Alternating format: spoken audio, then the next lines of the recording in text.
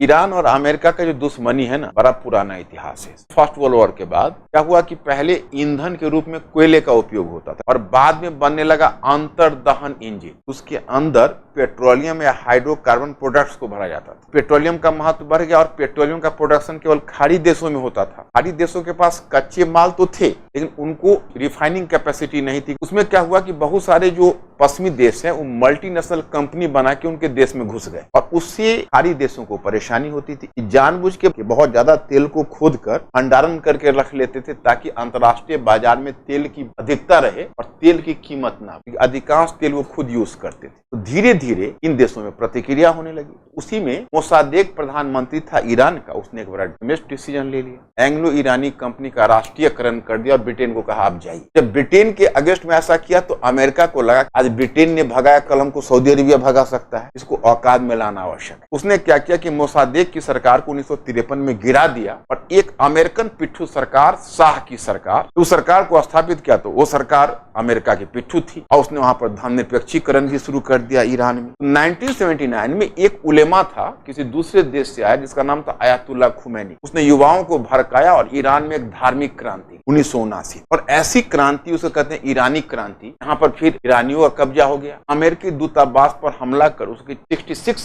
अधिकारी उसको बंदी बना लिया, क्योंकि वियना समझौता के अनुसार आप किसी राजदूत को नहीं छेड़ सकते। उसने सब राजदूत को बंदी बना लिया, हॉस्टेज किडनैप कर लिया। 2.5 वर्ष तक के हॉस्टेज खेल चला। वहीं से अमेरिका और ईरान की